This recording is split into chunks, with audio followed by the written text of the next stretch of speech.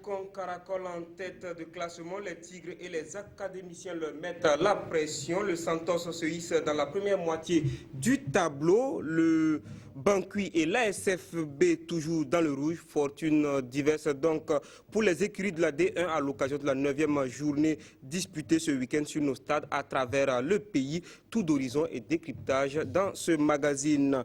Nous ferons une halte à Koudougou pour voir à la loupe de Jean-Modeste Ouedraogo l'état des infrastructures sportives, tandis que le stade municipal souffre de son état de délabrement. Le Batiebo Balibier est une pomme de discorde et le stade régional tarde à sortir de terre.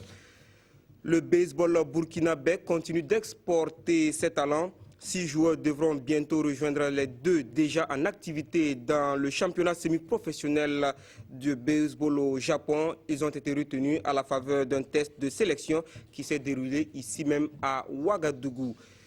Les éditions Sidoya et l'arbitre Adama Kiem-Toré relaxés devant le tribunal de grande instance de Ouagadougou dans le procès pour diffamation qui les a opposés à Serge Paulin Ilboudo. Nous aurons les détails avec le rédacteur en chef de Sidoya Sport qui est notre invité sur ce plateau. Et ce sont là les grandes articulations de votre magazine des sports que j'ai le plaisir de présenter. Mesdames et messieurs, bonsoir et merci de nous faire l'amitié d'être sur la RTB. 3 victoires de rang pour le Santos FC qui surfe sur sa vague. Après l'Uzi et les faux, c'est l'Asfa Yenega qui paie le prix du réveil des garçons de Bourema Kabouri. Dimanche au stade Issoufou Joseph Konombo, l'Asfa Yenega croyait tenir une précieuse victoire quand le Santos a renversé la vapeur en toute fin de partie. Amadou Ilboudo et Victorien Marienne pour le reportage.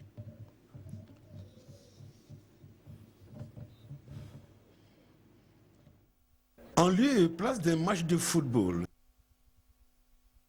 c'est une empoignade de toutes les contradictions qui nous a été servie par les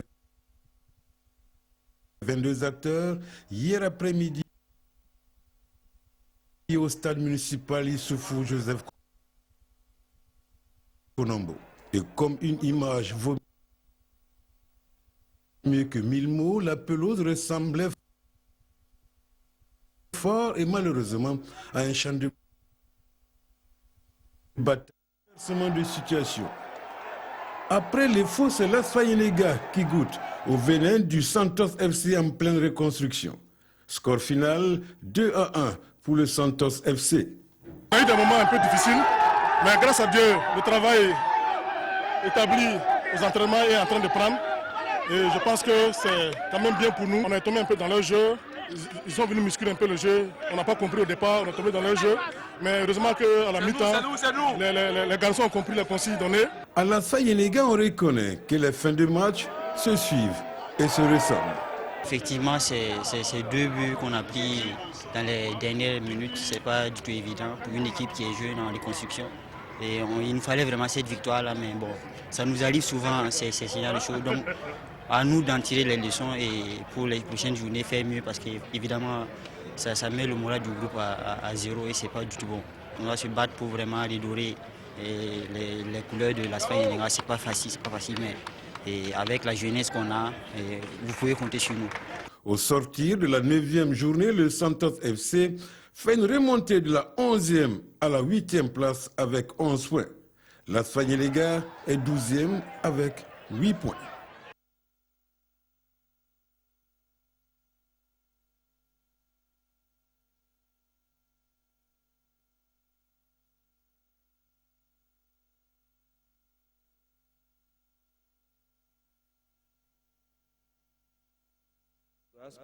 Alors, je l'ai annoncé un titre relax pour Sidoya et pour Adama.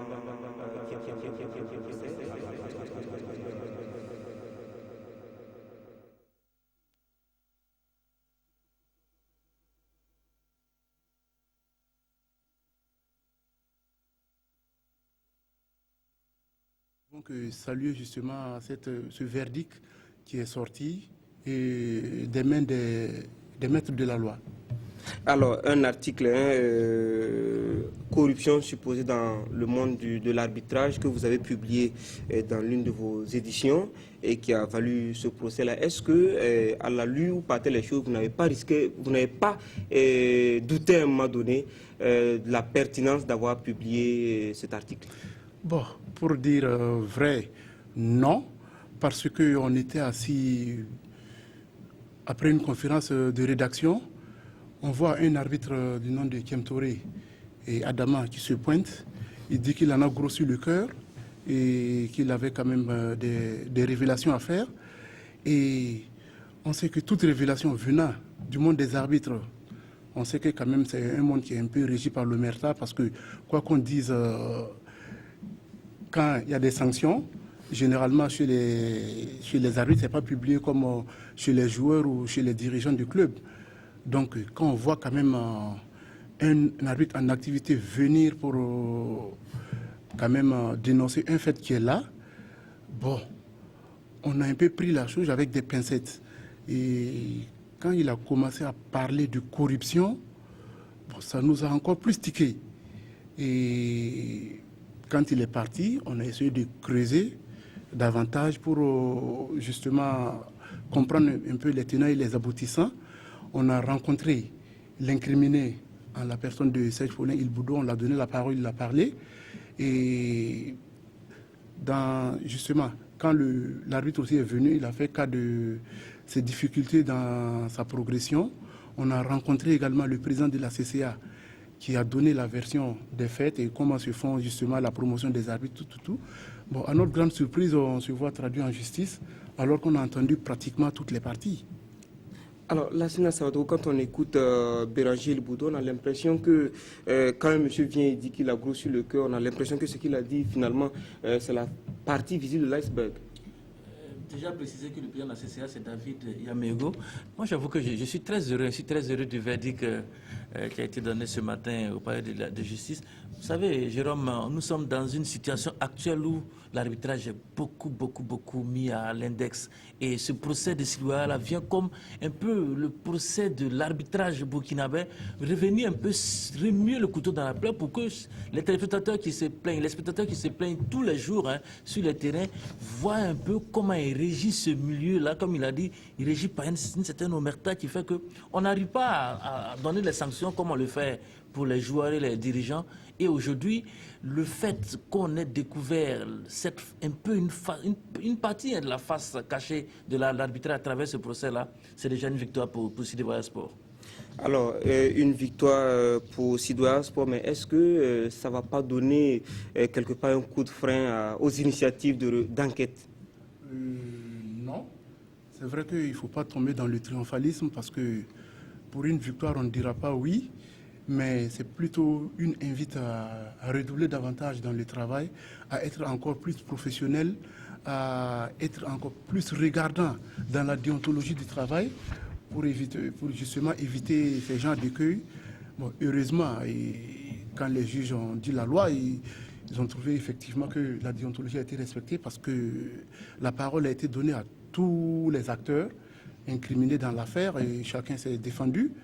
De même que celui qui est venu pour accuser, on ne l'a pas simplement écouté. On a aussi permis à tout un chacun de se défendre si possible. Mais bon, comme on le dit, on sort un peu grandi. Et à travers des étapes comme ce verdict qu'on vient de traverser justement. Alors, est-ce que vous avez compris pourquoi vous avez été poursuivi comme auteur et non et Adama Kem Touré comme complice?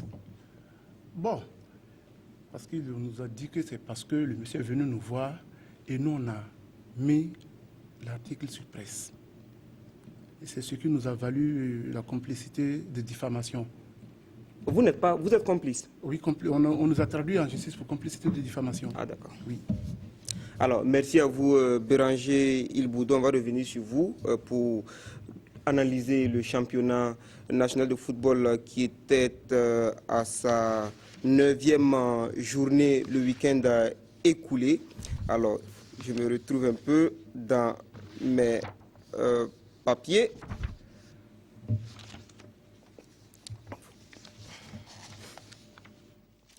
Voilà donc l'étoile filante de Ouagadougou qui se relève de sa défaite de la 4e journée face au Santos FC. Les Stélis se sont imposés aux Grenouilles bleues de Koudougou 2-0 dans la cuvette du stade du 4 août. Les temps forts de la rencontre avec Nongma Kouda et Mahamadi Wena. Au regard du match livré face à l'EFO, la première période a révélé une équipe ambitieuse du BPS. Les Grenouilles bleues ont déroulé un jeu attrayant et se sont créés de nombreuses situations de but, malheureusement non concrétisées. Nous avons pêché sur le plan attaque. Je pense que ça serait une leçon pour nous et nous allons continuer à travailler dans le sens de la finition. Voilà, je pense que c'est actuellement le gros problème de l'équipe. Face à l'envie offensive du BPS, la défense de l'EFO passe à côté de la frayeur à la 39e minute. Claver Kenrbero s'écoule au contact de Lamine Zoundi, mais l'arbitre laisse le jeu se poursuivre. Armand Bassolé a beau lever les bras, le BPS n'aura pas gain de cause. L'EFO, même à la peine, réussit à se créer des occasions, notamment à la 43e minute de jeu. La seconde période montre une toute autre équipe de l'EFO. Visiblement, Salif Sanou a dû remonter les bretelles de ses joueurs à la pause. Dès la 46e minute, l'EFO trouve la barre transversale sur cette tête de Zoumana Traoré. Le BPS réagit la minute qui suit. Claver Kenrbero réussit un enchaînement impeccable, mais but sur Lamine Zoundi. 51e minute, Adama Zerbo, un peu discret jusque-là, retrouve ses sensations sur ce coup de pied arrêté. Sa frappe surpuissante ne laisse aucune chance à Paul Kagambega. 1-0 pour l'EFO. C'est pas des hasards. Chaque fois, 20 ou 30 coups de pied arrêtés à l'entraînement, donc ça ne m'étonne pas. Le BPS ne désarme pas. 55e minute, Ernest Ouedraogo perd son duel avec Lamine Zoundi et le BPS rate l'occasion de revenir au score. 64e minute, Francis Kaboré, qui vient de faire son entrée sur la pelouse, fait preuve de maladresse devant les buts du BPS. L'attaquant de l'EFO se rachète à la 112e minute suite à ce pénalty stupide concédé par le gardien de but du BPS. Cette fois-ci, Francis Kaboré trouve le cadre et le break est fait pour l'EFO. Un score que la reine des stades arrive à conserver jusqu'à la fin. Aujourd'hui, comme vous l'avez dit, nous on a eu plus de chance, on a eu un but sur coup franc. C'est bon, donc je me dis que le travail est en train de payer, on va toujours insister. L'EFO manque de constance en ce début de saison et devra confirmer le week-end prochain contre sa rivale de tous les temps, l'ASFA Yenenga. Un match à enjeu donc pour ces deux équipes. L'EFO pour ne pas laisser filer le peloton de tête et l'ASFA Yenenga pour quitter le bas du classement.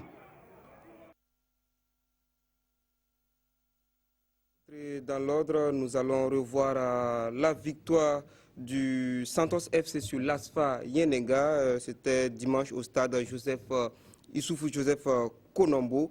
Le reportage est signé Amadou Ilboudo et Victorien Marienne.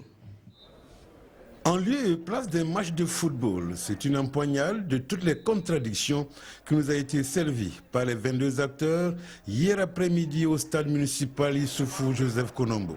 Et comme une image vaut mieux que 1000 mots, la pelouse ressemblait fort et malheureusement à un champ de bataille sans pareil. Tambour battant, l'ASFA Yenenga engage les hostilités et dès la 4e minute, Ousmane Nana ouvre le score sur un coup franc magistral. Cette première partie du jeu est à l'actif de l'ASFA Yenenga. Malgré la sortie prématurée du capitaine des jaunes et verts, Daouda Nabi, souffrant, les rouges du Santos FC peinent à asseoir leur jeu à partir du milieu du terrain.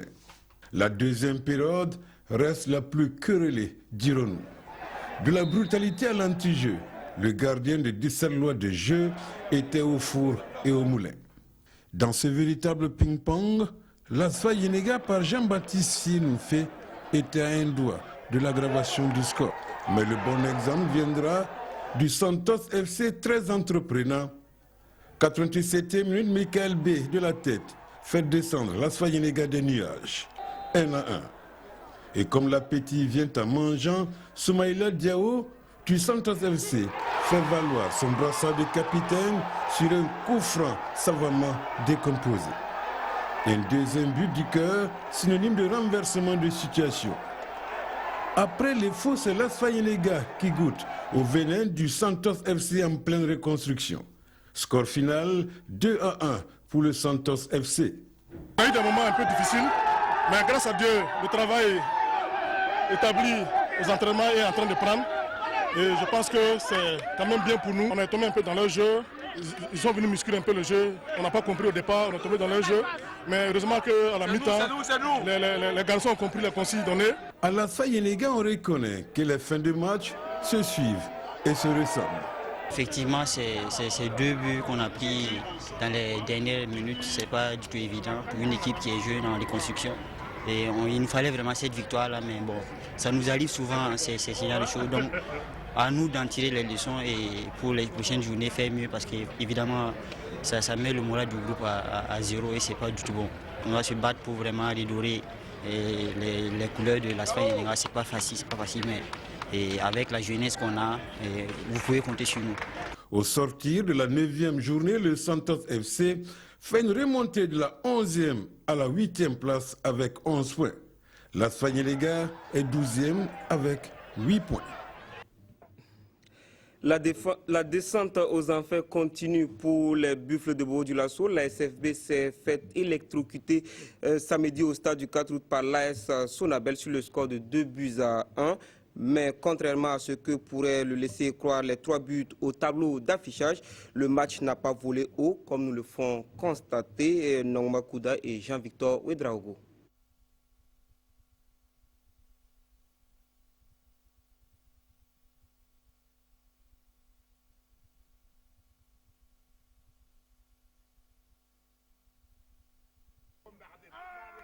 Certains matchs de première division du Faso Foot ne sont pas agréables à suivre. Sont de ceux-là, le match AS Sonabel ASFB marqué en première partie par un jeu lassant et sans saveur. Mais pour les entraîneurs, la messe a été bien célébrée. Nous avons dominé ce match, mais sans marquer comme d'habitude. En pourcentage d'opportunités et en possession de balles, je crois que nous avons fait le meilleur match. Dans le jeu, on n'est pas du tout dominé. Je pense qu'on est un peu meilleur dans le jeu par rapport à eux. Mais on n'arrive pas à les inquiéter assez. La seconde période a été plus intéressante que la première. Par cette tête plongeante de Saïdou Sanou, les électriciens ouvrent le score à la 53e minute. Mais la joie des électriciens sera de courte durée. Car sur cette faute, l'arbitre central Joachim Ouedraogo accorde un penalty à la SFB à la 58e minute. Kofi Kouakou Antoine ne tremble pas et prend à défaut le portier Paul Kagambega. Surpris par ce but égalisateur, les électriciens augmentent l'ampérage dans les circuits électriques et parviennent à doubler la mise à la 71e minute par le même Saïdou Sanou. À 2 buts à 1, l'AS Sonabel se frotte les mains et pense déjà à la prochaine sortie. Il y a un soulagement certain, il faut le reconnaître, mais vous savez, nous sommes dans un championnat. Donc, dès qu'on finit un match, alors un petit sourire, en même temps, on pense au match suivant. C'est ça le football. Côté ASFB, le moral est au plus bas, mais la rage de vaincre est intacte et les prochains matchs seront déterminants. Moi, je fais juste mon boulot. Maintenant, voilà, comme on dit, quand ça ne gagne pas, c'est toujours la faute au coach. Voilà, moi, j'assume ce qui se passe maintenant. Je ne suis pas le patron de ce club. Moi, je continue à faire mon travail tant que voilà, on ne m'a pas dit le contraire. En attendant, cette 5e défaite de la saison maintient la SFB en queue de peloton. Serait-ce déjà des signes d'essoufflement dans le marathon de la première division? La question mérite bien d'être posée au regard des 2 dernières sorties des jeunes espoirs de Bobo. Le club du meilleur buteur du championnat, Ismaël Karambiri, nouvellement promu à plier les chines devant COSAF sur le score sans appel de 3 buts à 0. Une défaite qui coûte 3 places à la GEB au classement, tandis que COSAF se hisse sur le podium. Souleymane Sanou et Bangba David Kafando vous en disent plus dans ce reportage. COSAF survole le duel des académiciens. La GEB passe à la trappe, battu 3 buts à 0. Beaucoup de rythme dans le jeu en début de match. Une rencontre équilibrée mais qui va basculer à la 11e minute en faveur de COSAF sur cette pète de balle de Charles Toué. Le contre-éclair enclenché est conclu d'une belle frappe enveloppée signée Cédric Danha. Cueilli à froid par ce but matinal, l'Ageb réagit. Ismaël Karambiri tente le lob, tentative mise en échec par Assimini Kiema. Les défenseurs centraux de l'équipe bobolaise, les titulaires au poste sont absents pour cause de blessures et de suspension. Un handicap lourd de conséquences. À la 42e minute, Nasser Lawali signe son retour cette saison par le but du break. 2-0 pour COSAF à la pause. Petit motif d'espoir au retour des vestiaires pour l'association Jeune Espoir de Bobo Dioulasso. Mais but refusé pour un hors-jeu, selon l'arbitre Jean Ouattara. COSAF continue sur sa lancée et conclut sa domination sur coup de pied arrêté. Un bijou signé Ismaël Dengani. Réduit à 10 avec l'expulsion de Arba Diko à la 73e minute. Ageb ne réussira plus à refaire son retard. Score final, COSAF 3, Ageb 0. Et vraiment, on est très content ce soir. Et vous avez vu la dernière journée, là, la 8e ou c'est la 7e journée, on a pris un 3-0 contre l'Histoire. C'était difficile, mais on s'est remobilisé en disant aux enfants que c'est le championnat, c'est comme ça. Puis tomber ici et puis se relever ici. Donc ce soir, en tout cas, ça va. Il a fallu qu'on trouve une équipe commando très rapidement, après le match âpre contre le Racing. Et puis aussi, on a accusé un peu le coup de la fatigue par rapport à la journée passée où nous étions allés à Pau et que le matin on dit qu'il n'y a pas de match, il fallait revenir à Bobo, il fallait passer encore par Léo, Djibougou pour rentrer parce qu'on ne pouvait pas rentrer encore par Ouaga pour aller à Bobo, l'un dans l'autre. Et ce lendemain, il fallait encore jouer le troisième match, bon le match en retard. Et du coup après ça, il fallait voyager encore venir à Ouaga avec le dur apprentissage. C'est pas facile, mais je pense qu'on a pêché quand même au niveau technique et puis les ressources physiques n'ont pas été prises. COSAF, grâce à cette victoire, s'installe à la 3e place du podium.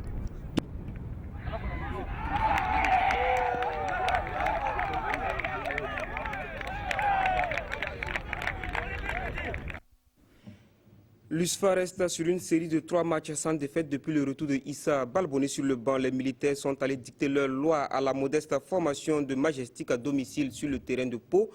Score final 3-1. Ibrahima Sombier et Christelle Dabré étaient témoins de cette 4e défaite de Majestic samedi dernier. Reportage. Ce n'est plus le grand amour entre le public de Pau et le Majestic. Fini le temps où on se bousculait aux portes du stade. C'est au compte-gouttes que les supporters, à l'image de Madi Ouedraogo et Ibrahim Guébré, se signalent avec pour seul vœu. Une victoire, certainement. Après les consignes d'usage, c'est parti pour plus de 90 minutes de jeu, mais surtout d'endurance physique. L'USFA sait qu'elle ne doit plus laisser filer de points. Elle en est consciente et passe à l'acte dès la 4e minute. Sur un corner, Kassoum Doumbia arme sa tête qui désarme Abdulkader Kabré. La réponse du Majestic intervient 23 minutes après. Un coup de pied bien exécuté par Jean-Emmanuel Zongo remet les deux clubs à égalité parfaite, un but partout. Militaires et locaux se tiennent jusqu'à la pause. Je dirais que le résultat est satisfaisant, mais les jeux, non. Les tribunes, les attentes sont grandes et pressantes. Elles le sont plus du côté des encadreurs. Issa Balboni est le premier à s'en réjouir. Franck Guiama profite d'une mauvaise appréciation du portier adverse pour donner l'avantage aux rouges. Sur le terrain, pas de cadeau entre joueurs. Les staffs, eux, procèdent à des remplacements. La bataille est rude. L'USFA met fin au suspense grâce à Kassoum Doumbia qui enregistre le doublé et porte le score à 3-1. Les Noirs Blancs se heurtent à la défense militaire impériale malgré les multiples assauts. 3-1, les visiteurs repartent de Koura Gaillardi avec 3 précieux points. L'USFA aujourd'hui doit se faire respecter d'abord parce que vous savez, l'USFA l'USFA était dernier en ce moment. Mais aujourd'hui, l'USFA occupait la 12e place. Je pense qu'aujourd'hui, l'USFA va gagner peut-être deux places encore.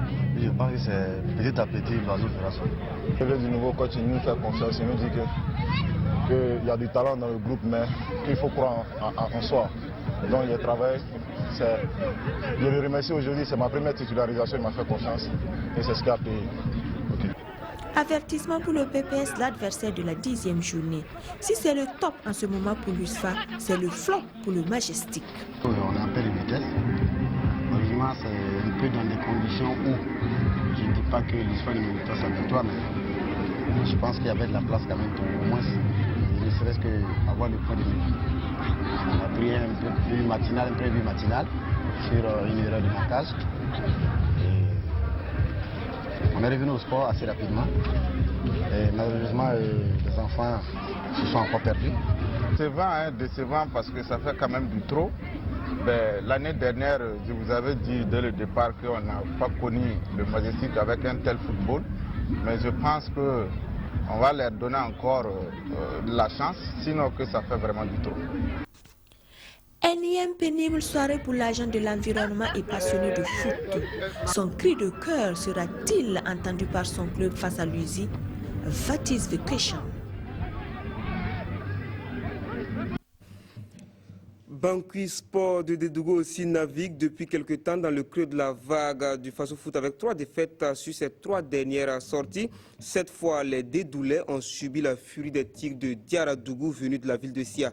C'est en 45 minutes que les Tigres ont enfoncé les Varans du Bangui par 2-1. Reportage depuis la capitale de la boucle du Mouhoun, Urbain Benito Sommet et Lassina Sawadogo. 8 matchs, aucune victoire, 3 matchs nuls. Voici le tableau de bord des Varans du Bangui. Sobalde et son staff ont été débarqués. Arsène Nguessan et Adama Traoré assurent désormais l'intérim. Kisolo est annoncé à la tête de l'équipe. Le RCB, en blanc et noir cet après-midi, veut continuer sur sa lancée du milieu de semaine. Ce sont pourtant les Verts qui ont le pied sur le ballon et ont l'occasion d'ouvrir le score à la 20e minute. Ezekiel Kendrebego rate le cadre. Manque de baraka, malchance du petit poussé ou état désastreux du terrain. Il faut avouer que le terrain n'est pas praticable. Le champion sortant lui saisira sa chance et va pousser le capitaine du Bangui, Jean Koulibaly, à la faute sur ce ballon de la 29e minute. 1-0 pour les Tigres. 35e minute, un autre coup de sort sur ce coup franc dévié. Le portier Seydou Kemdi est pris à contre-pied. Le Bangui est à terre. Et comme si cela ne suffisait pas, Herman Ouaré, encore sur le choc, se rend coupable d'un vilain geste. Il est expulsé fort logiquement. Le Bangui devra jouer la seconde période en infériorité numérique. Le RCB a fait le plus dur et va tomber dans les travers des footballeurs burkinabés. Et c'est un peu le problème des joueurs africains et précisément burkinabés. On n'arrive pas à se concentrer pendant 90 minutes parce que maintenant 2-0 déjà, les joueurs se sont dit que c'était fini. Le Bangui n'est pas mort à cause d'un Justice Pepra en petite forme faisant à chaque occasion le mauvais choix ou manquant de lucidité pour tuer le match. Jean Soma va ramener l'espoir dans le camp du Bangui à la 76e minute. Une réalisation empreinte de détermination. Le Bangui revient dans le match, surtout qu'à la 85e minute, Keïta Mokhtar va faire barrage à Aboubakar Dramé qui pensait n'avoir qu'à pousser le cuir dans les filets vides. Le Bangui va croire mais devra se résoudre à ajouter une autre défaite à ses statistiques. Nous avons pris l'équipe, on n'a que 72 heures d'un match aussi important comme ça. Bon, on va se donner un peu du temps et se donner rendez-vous pour les matchs à venir. Mais on espère qu'il y a eu du travail qui a été fait et j'ai une pensée pour l'entraîneur qui est parti, M. Sobalde. La semaine plus que bénéfique pour le RCB. C'est une très bonne semaine parce que nous venons un peu de loin et maintenant le fait que nous arrivons à marquer et à gagner des matchs, et je pense que ça aussi également c'est une très bonne chose et je pense que notre équipe est en train de se bonifier. au ministère des Sports et Loisirs de rectifier le tir pour mettre les tigres dans les meilleures conditions avant le déplacement de Bamako. On nous réduit le nombre de joueurs que nous pouvons amener à l'extérieur. On dit que tout l'effectif du groupe qui doit faire le déplacement, on a 21 personnes que nous pouvons amener. Et ça réduit notre marge de manœuvre au niveau de l'effectif. Mais nous sommes en train de travailler. Je pense que le ministère va revoir ça pour nous permettre d'avoir plus de manœuvres et de se préparer davantage pour être au rendez-vous de la campagne africaine. C'est clair, le champion sortant est candidat à sa propre succession dans ce championnat 2015-2016. À l'issue de cette 9e journée, le classement donne le tableau suivant. Premier RCK avec 17 points plus 6. Deuxième RCB 16 points plus 6. COSAF 3e 16 points plus 4. USO 4e 14 points plus 3 et FO 5e 13 points plus 2, 6e AS Sonabel 13 points plus 1, USCO 12e, 7e 12 points, Santos 8e 11 points, 9 points, 9e BPS 10 points, 10e USFA 9 points, 11e AGEB, l'AGEB qui dégringole dans ce classement, donc 11e avec 9 points, 12e l'ASFA Yenenga, 8 points, 13e Majestic qui fait du surplace avec 5 points, moins 4, 14e Uzi, 4 points moins 4, 15e dans la zone rouge, donc Banqui Sport et ASFB, 3 points moins 4 chacun. Voilà, on va tout de suite réagir sur les propos de Oscar Barraud. Le déplacement à Marrakech, on demande 21 personnes. Est-ce que c'est réaliste? Le déplacement à Bamako. Le déplacement à Marrakech, c'est pour l'Union sportive des forces armées. C'est vrai, c'est une correspondance que le RCB a reçue de la part du ministère des Sports qui demande une délégation de 21 personnes. 21 personnes, on peut faire le compte rapidement. 18 joueurs, il vous reste 3 places à prendre.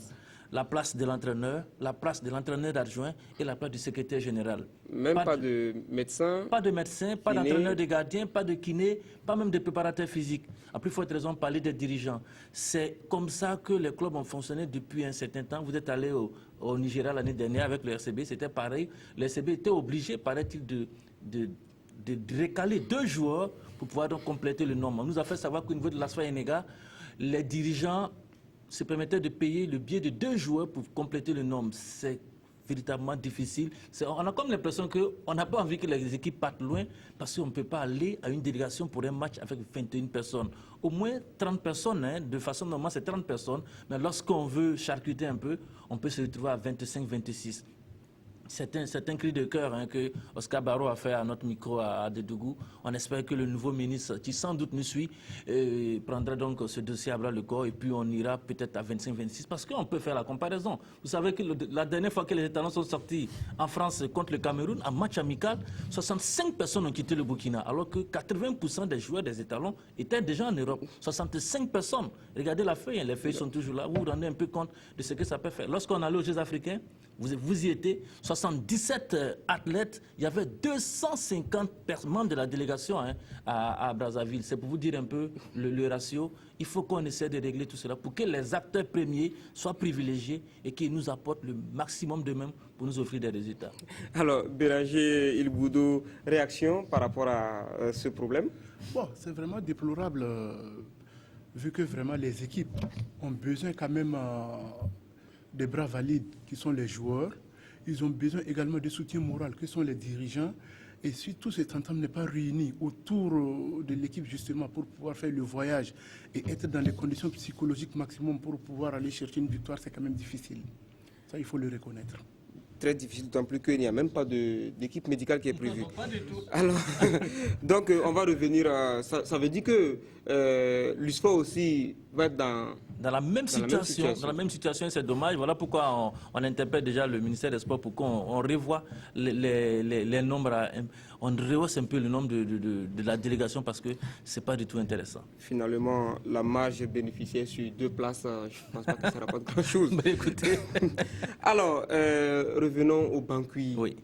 les années se suivent et semblent se ressembler finalement pour le Bangui. C'est vrai que le Bangui, de prime abord, le Bangui n'est pas là pour jouer le titre. Même si cette année, son sponsor important, M. Bankungu, avait dit dès l'entame de la saison qu'il serait important que le Bangui joue le titre cette année. Il avait souhaité même donner les moyens à cette équipe-là pour jouer le titre. Malheureusement, ce n'est pas le cas. Sobradé, après 8 journées, donc, a été débarqué. Il y a eu l'intérim qui a été assuré. On nous apprend ce soir que Kisolo, vous le connaissez, il était déjà entraîneur de l'ASFB et de Raimo, a donc signé pour prendre les rênes des varans du Bangui. On espère que les choses vont changer. Et pourtant, la semaine dernière aussi, le même sponsor avait encore injecté 20 millions de francs CFA dans le club. Vous savez ce qu'on nous a appris à Dédougou? Avant ces 20 millions, c'était des sachets d'eau qui étaient servis aux joueurs. Depuis que ces 20 millions sont venus, ce sont des bidons d'eau et des gobelets et 4 gobelets qui sont servis aux joueurs pour les entraînements. C'est juste une parenthèse, mais c'est pour dire un peu que pour aller loin, il faut s'organiser. C'est très important de s'organiser parce qu'à contrario, Jérôme, le RCB est arrivé la veille du match. Ils sont arrivés vendredi, ils ont passé la nuit à Dédougou avant de jouer samedi. Et pour faire le parallèle aussi avec Luzi qui a quitté, vous savez que Luzi a joué à Banfora. Luzi est parti la veille alors qu'ils sont passés par Waiguya Dédougou, 90 km de galère. Cette équipe est arrivée avec les jambes ankylosées. Bobo, ça fait environ 170 km, 85 km encore en plus. Ce n'est pas simple. Alors, Béranger Ilboudo, le Santos FC, est-ce qu'on peut dire que le Santos est en train de prendre sa vitesse de croisière? Bon, ça, je crois qu'on peut bien le dire parce qu'il y a quand même 3 journées, 3 victoires. Il y a de quoi avoir des motifs de satisfaction. Quelle victoire? Et justement, contre justement les faux, contre l'ASFA, qui sont quand même les cadors du championnat. Et vraiment, on ne les attendait pas à ce niveau de la compétition, qu'ils soient quand même au top pour rivaliser justement avec ces genres d'équipes. Mais c'est avec toute la fierté possible que quand même les Santos arrivent à glaner et les points et à tracer quand même son sillon pour rester dans ses objectifs, qui est de jouer le maintien, comme me l'a dit son président. Ce que les téléspectateurs ne savent pas, Béranger est un enfant de Kamsong. Donc le Santos qui remonte au classement jusqu'à la 8e place, alors que le Santos tutoyait il n'y a pas longtemps Majestic, l'ASFB en bas de tableau. Alors, l'AGEB, on va parler de l'AGEB, cette formation qui vient de monter, qui a donné de bonnes impressions en début de championnat. Est-ce qu'on peut dire finalement que c'était le lièvre du championnat? Non, on ne peut pas dire ça. Vous savez, on est dans un rythme assez compliqué aujourd'hui. On peut comparer la situation de l'AGEB à celle de l'USCO. L'USCO a joué 2 matchs à Ouagadougou qui étaient difficiles. Lorsque l'USCO s'est retrouvé sur ses installations face à l'USI, l'USCO a fait mouche. L'AGEB est presque dans cette même situation-là. Des voyages auxquels ils ne sont pas habitués. Ils sont allés à Pau, ils n'ont pas joué, il fallait repartir sur Bobo Dioulasso et puis après revenir à Ouagadougou. En plus du match qu'ils ont joué mercredi, qu'il ne faut pas oublier, le match a été très difficile pour eux. Ils ont terminé le match en infériorité numérique, ils ont perdu face au RCB et après il fallait venir à Ouagadougou. Ce n'est pas évident. Il faut peut-être accorder le bénéfice du doute à cette jeune équipe qui est en train de faire ses armes. Pour le moment, je pense qu'ils jouent le maintien. On ne va pas s'en plaindre, ils sont 11e, ils ont déjà une petite marge devant l'ASFB et donc l'USI. L'AGEB, on attendait de voir d'ici la fin de la première moitié du championnat pour voir si l'AGEB est vraiment le lièvre de ce championnat. En tout cas, ils ont le meilleur buteur commun, buteur dans leur rang, Ismaël Karambiri, donc commun, buteur avec Mohamed Silla. Alors, on va parler un peu, Chan, très rapidement pour dire que les derniers matchs des poules A et B sont joués. Aujourd'hui, c'est bien ça?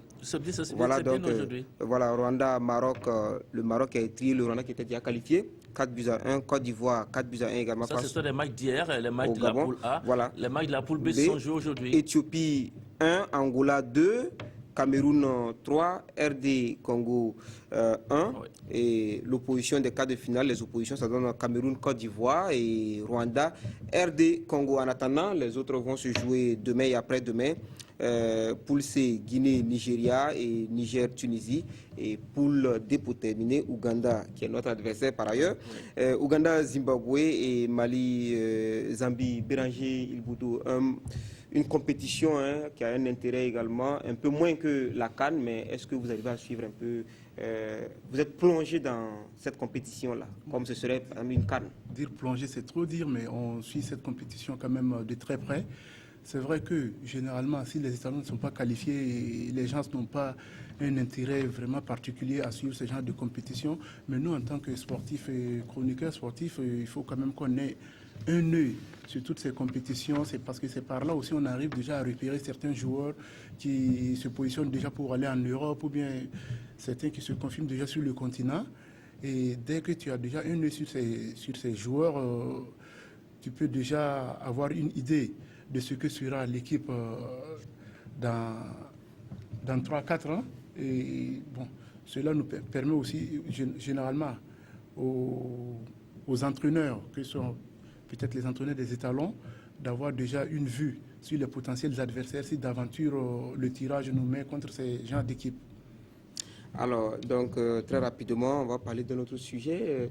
La FIFA et l'agent de la FIFA, c'est le thème d'une conférence publique qui sera animée à l'ISTIC par notre confrère Richard Yameru.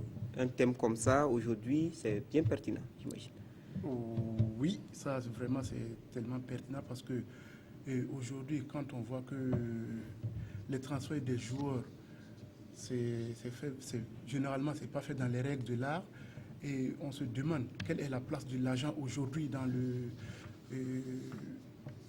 le système du football, aujourd'hui. Et vraiment, cette conférence est vraiment la bienvenue pour permettre quand même de recadrer certaines choses, parce que j'ai ouï dire que la FIFA a voulu démocratiser quand même, libéraliser le rôle d'agent des joueurs. Et bon, et maintenant ce sont des intermédiaires, et je vois qu'il y a beaucoup d'agents aujourd'hui qui se reconvertissent rapidement dans la consultance. Ouais. Ils sont plus des consultants pour les joueurs maintenant qu'agents, parce que comme la fonction ayant été libéralisée, bon, n'importe qui peut se permettre d'être un intermédiaire et aller empocher justement ces 10%, et pour justement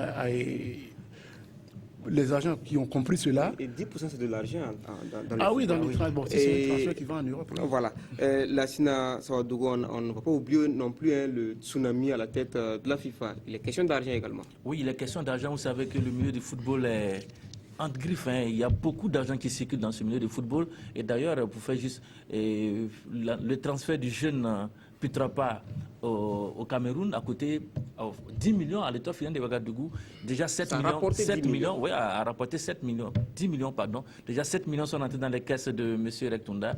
Il reste donc 3 petits millions donc, à récupérer. De l'EFO, voilà, à récupérer de ce côté-là. Et puis, vous savez aussi que l'équipe du RCB n'a pas encore touché un copec du transfert de Banou Diawara du côté de la JS Kabylie. L'agent du joueur s'étend d'abord à octroyer sa part en attendant que la deuxième part donc, arrive au Tigre de Djaradougou. En tout cas, affaire qu'on suit de très près, donc la FIFA et l'agent de la FIFA, c'est le thème de la conférence qui sera donnée à l'Institut des sciences et techniques de l'information et de la communication que vous connaissez très bien. Tout à fait. Le conférencier, c'est Richard Yameru, c'est ce jeudi 28 à 15h à l'ISTIC.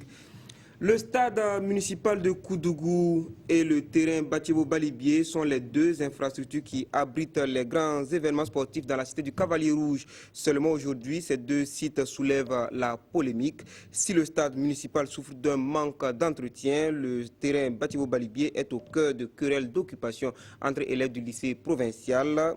Et la SEC, Adama Guiti et Jean-Modeste Ouedraogo ont signé ce dossier. À qui appartient le terrain Batibo Balibié de Koudougou? En tout cas, la question est plus que d'actualité dans la cité du Cavalier Rouge. L'affaire remonte à plus d'une semaine. Le lycée provincial, autrefois cours normal de Koudougou, revendique la propriété du terrain.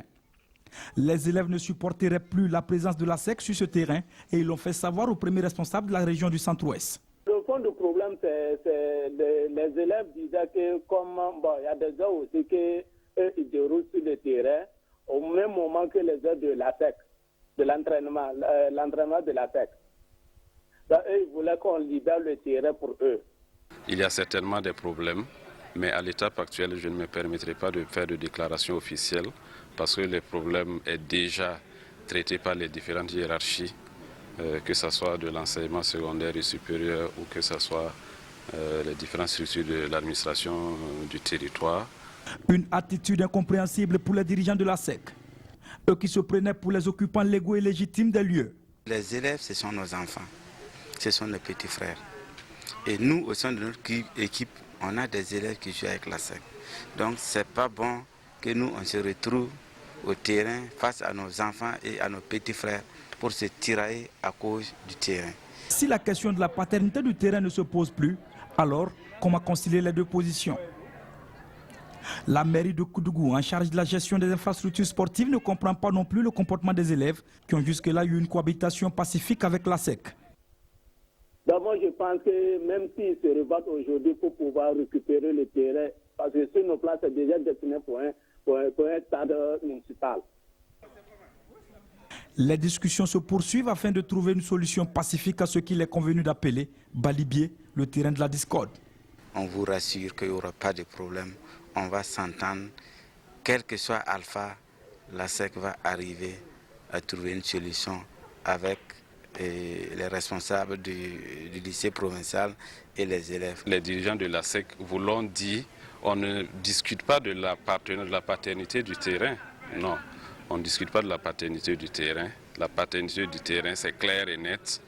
C'est le terrain du cours normal. Eux-mêmes, ils l'ont dit. Donc, qui est devenu lycée provincial, ils l'ont dit aussi. Quand nous aussi, on a regardé de nos plans de nos jours, sur nos plans, c'est destiné pour le stade municipal.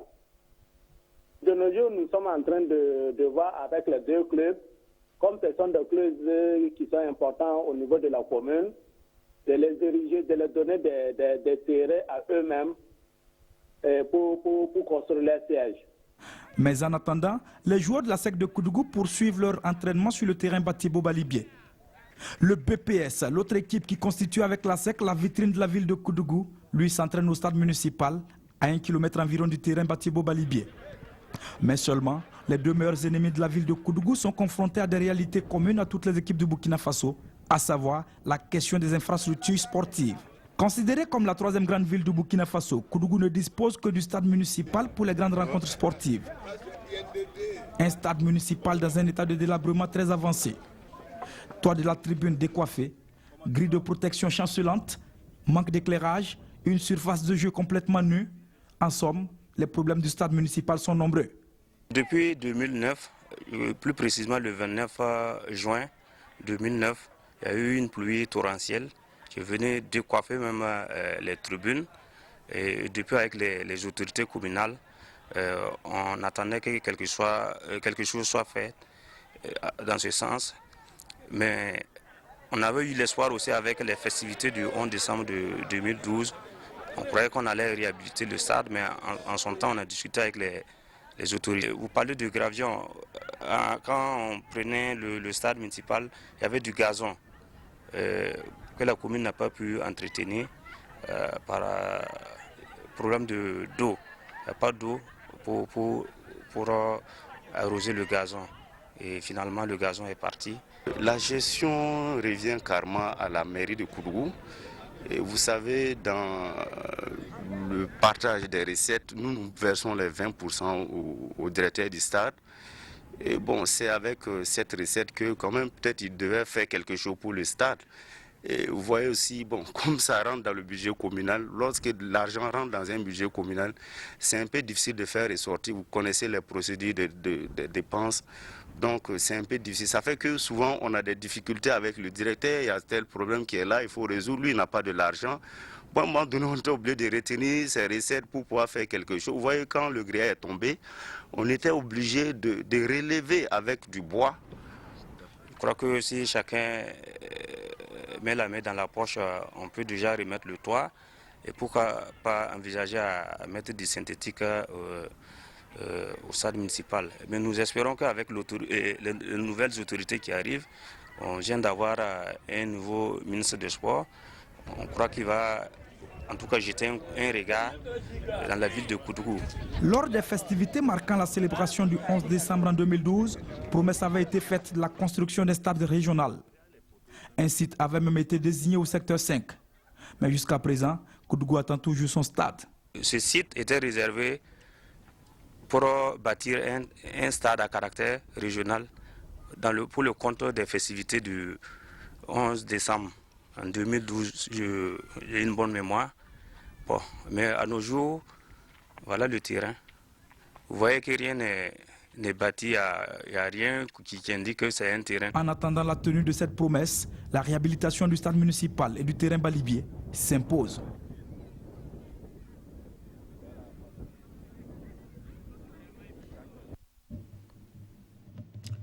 Alors, Modeste Ouedraogo nous a rejoint sur ce plateau. Modeste, bonsoir. Bonsoir, Jérôme Tendrebego. Alors, un vieux terrain, le Batibo Balibié, une vieille équipe, la SEC de Koudougou, un vieux lycée, le lycée provincial. Pourquoi c'est maintenant que le problème se pose?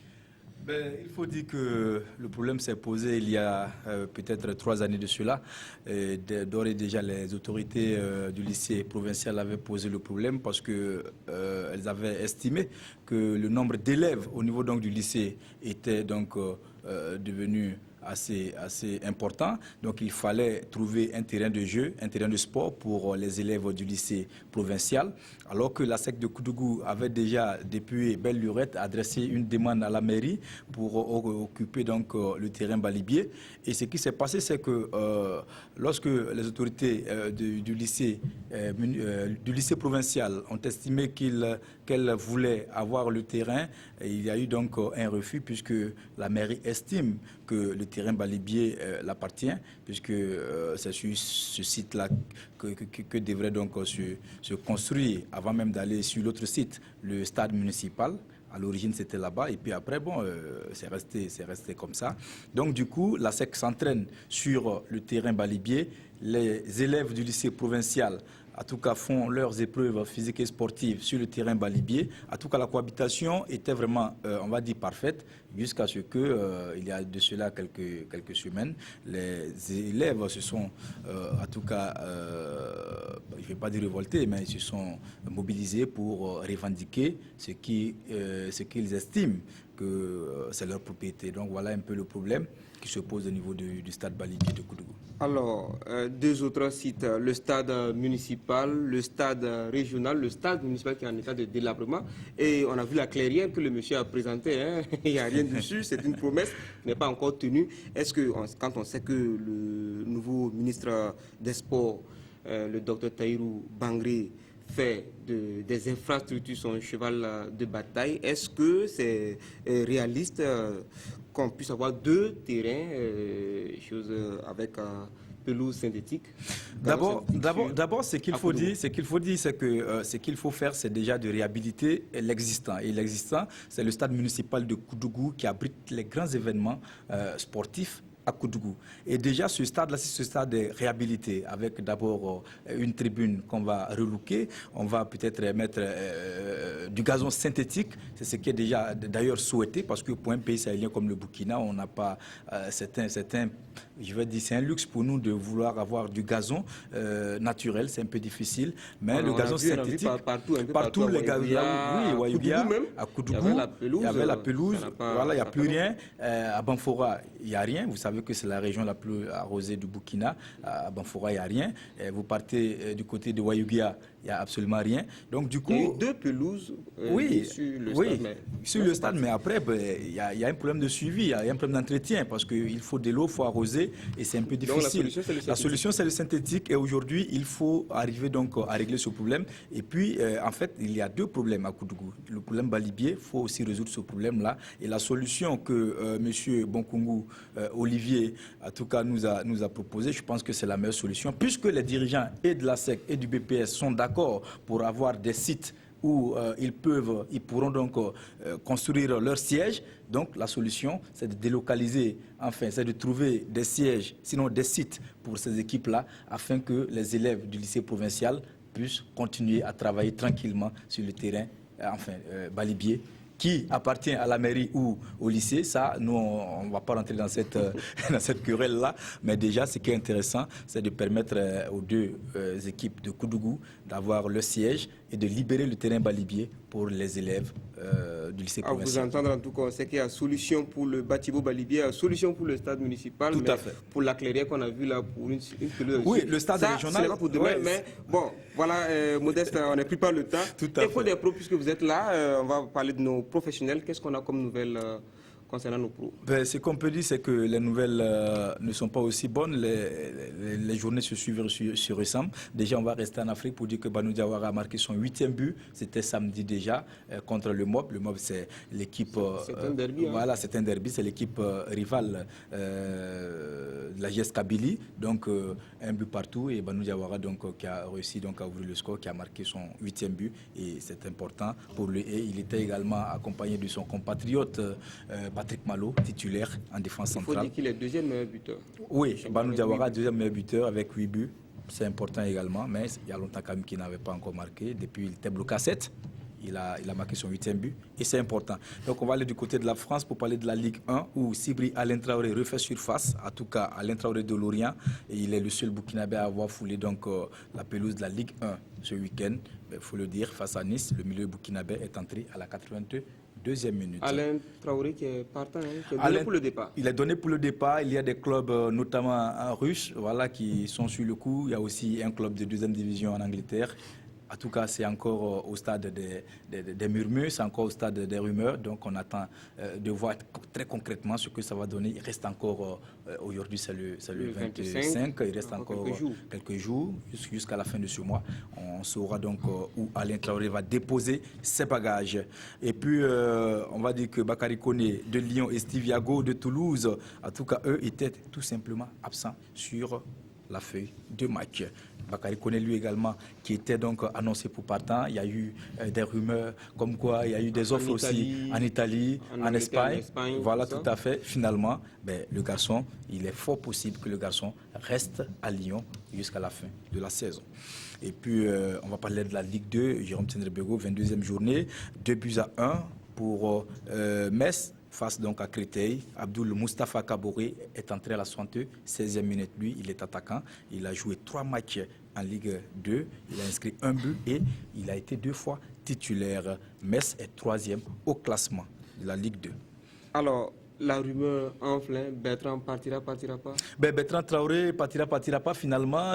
Bertrand Traoré s'éloigne de la Canébière, c'est-à-dire s'éloigne de Marseille, puisqu'il était en tout cas proche de Marseille. Finalement, Bertrand Traoré serait proche de Hambourg et de Dortmund, mais plus précisément Hambourg, puisque Hambourg fait une offre intéressante pour Chelsea, mais Chelsea, il y a une condition, Chelsea voudrait prolonger le contrat de travail de son joyau. En tout cas, pour l'instant, les discussions se poursuivent et peut-être d'ici le milieu de la semaine, on en saura un peu plus. Bertrand qui semble être très précieux pour Chelsea. Très précieux. Et puis Bourg, Péronas et Valenciennes, là aussi le milieu de terrain burkinabé Abdoulaziz Kaboré était là, et il est rentré en cours de jeu, soit à la 62e minute. Et puis Nancy tombe à domicile 4-3 contre Nîmes du franco-burkinabé Anthony Koura.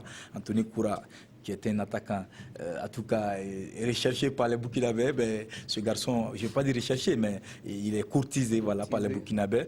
Et jusqu'à présent, le garçon semble ne pas voir les yeux doux. En tout cas, Paulo Duarte en France, justement, pour voir Koura. Tout à fait. Et Lafont. Et Koura et Lafont, il a effectué effectivement un voyage en Europe pour pouvoir rencontrer les cadres et puis rencontrer aussi de nouveaux joueurs afin de renforcer son équipe pour le mois de mars, un match décisif contre l'Ouganda. Mais moi, si vous voulez mon avis, j'aurais préféré qu'il divise sa délégation en deux, une délégation en Europe et puis une autre délégation pour aller suivre l'équipe de l'Ouganda qui joue le Chan. Vous savez que quand vous étiez en train de parler avec Lassina et Béranger Ilboudo sur le Chan, je me suis dit, pourquoi pas aller voir cette équipe de l'Ouganda qui pourrait être un adversaire sérieux pour le Burkina. En tout cas, c'est notre adversaire direct pour la qualification. On a soulevé la question vendredi dernier ici. Merci Modeste Ouedraogo.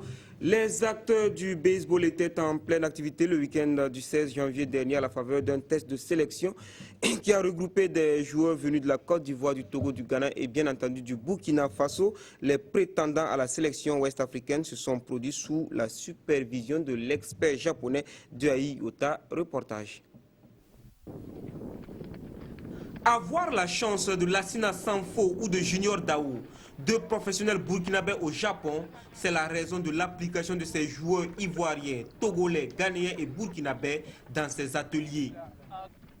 La route qui mène au professionnalisme passe par la dextérité et la puissance dans les lancers, la force des frappes et la rapidité dans les déplacements. Ils rivalisent d'ardeur pour faire bonne impression à l'expert de Yota afin de figurer dans la liste des meilleurs. Le test prévoit normalement 15 joueurs qui vont aller jouer au Japon avec une équipe professionnelle. L'objectif, c'est de montrer qu'en Afrique, il est possible de pratiquer du baseball et les joueurs aussi peuvent être un jour devenir un jour professionnel. Le baseball et le softball s'enracinent de plus en plus dans le paysage sportif burkinabé, d'où l'accompagnement du ministère de tutelle. Le ministère des Sports va tout faire pour soutenir ce qui est en train de se passer. Voilà, donc nous avons un nouveau ministre qui est arrivé, mais il n'est pas encore installé. On va lui rendre compte de vos activités et nous sommes sûrs que ça dépend de vous. Si vous voulez que ça se répète, le ministère va vous accompagner. Les Nigérians qui étaient attendus à ce test de sélection sont arrivés hors délai dans la capitale burkinabé. Conséquence, ils n'ont pas pu prendre part aux épreuves. Le docteur Tahirou Bangré est bien installé depuis mardi dernier. Alors, nous recevons sur ce plateau M. Ndiaye, vous êtes secrétaire général de la Confédération africaine de baseball, c'est bien ça? Et par ailleurs, président de la Fédération burkinabé de baseball et softball. Alors, c'était parti pour retenir 15 joueurs, finalement c'est 10. Le problème c'était quoi? Bon, le problème, il faut reconnaître qu'il y a... Déjà à 10, on peut dire que c'est pas mal du tout, parce que déjà on a pu avoir 10, donc il faut reconnaître qu'il y a... Oui, c'est pas mal, mais 15 c'est encore mieux. Oui, mais c'est un test qu'on fait, donc le volontaire a fait son test et puis il a pris 10, donc vous voyez... Il a estimé qu'il n'y avait pas suffisamment, il n'y avait pas 15 talents. Bon, en fait, ils sont sur la liste d'attente, en fait. Bon, les 5 qui n'ont pas été sélectionnés, mais je pense qu'il doit sélectionner au moins 4 ou 3 joueurs comme ça encore. Alors, voilà. Parmi les 10, il y avait 6 Burkinabés, c'est bien ça? Il y avait 6 Burkinabés, voilà. Il faut reconnaître que le Burkina, en tout cas, s'est montré vraiment positif pendant les tests. Et ils ont pratiqué ce qu'il fallait faire. Ils ont montré vraiment qu'ils avaient appris tout le long de la saison. Donc, ce test a prouvé que vous voyez que le Burkina a eu 6. Donc, notre équipe, quand même, s'est bien comportée pendant les tests. Oui. Alors, la suite, c'est quoi? Bon, la suite, il faut reconnaître qu'on aura donc un match au Japon.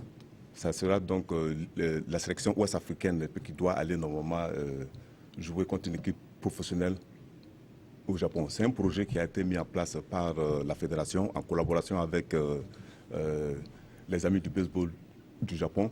L'objectif justement, c'est de montrer qu'en Afrique aussi, on pratique le baseball, principalement en Afrique de l'Ouest. Donc ce projet-là va nous aider justement à faire connaître le baseball à l'étranger, parce que c'est vraiment important, parce que nous avons déjà 2 joueurs qui sont semi-professionnels là-bas. Sanfo et voilà, Sanfo et puis Zerbo. Ouais, Dao, lui, il est encore là? Non, c'est Sanfo Lassina. Lui, il est déjà là-bas. Il y a Zerbo Junior, Zabré plutôt. Zabré Junior, puis qui doit aller aussi pour jouer aussi là-bas. Alors, mais comment ça se passe pour eux là-bas? Ils sont en semi-pro? Ils sont en semi-pro. Donc, ils étaient des stagiaires, mais je pense qu'ils ont été confirmés maintenant comme semi-professionnels. Donc, ils sont en train de rentrer justement dans le domaine vraiment du baseball là-bas. Alors, monsieur Ndiaye n'aime pas, il y a quelque chose que vous n'aimez pas, vous n'aimez pas qu'on dise que le baseball est un sport mineur. Et pourtant, le baseball, elle l'est, mais on voit que ça bouge beaucoup dans le baseball. Votre secret, c'est quoi? Non, notre secret, c'est seulement des résultats. Nous voulons justement que le baseball se développe aussi au Burkina comme les autres disciplines. Nous avons le football, puis le basketball et pourquoi pas le baseball. C'est pourquoi nous, au niveau de la fédération, on s'est donné des objectifs. Il faut que ce sport-là aussi puisse se placer parmi les 5 meilleures fédérations, normalement. Donc c'est pourquoi nous travaillons justement pour élever le niveau des joueurs et puis même être justement un jour professionnel. C'est pourquoi nous avons tenté justement, il y a 2 joueurs déjà et puis qui sont sur la voie et j'espère qu'il y a d'autres Burkinabés encore et puis qui pourront aller. Alors, vous êtes dirigeant de baseball, fan de baseball, oui. Mais le football, vous connaissez un peu, vous connaissez les pénaltys? Oui, je connais le pénalty. Voilà, donc voilà, ça se tire de plusieurs manières. Il y a de beaux gestes, il y a de vilains gestes, mais palenka, aile de pigeon, coup de foulard, le vocabulaire trouve des noms à certains gestes, mais les puristes du langage footballistique ont souvent du mal à suivre le rythme de certains génies créateurs. La preuve en image, juste pour détendre l'atmosphère.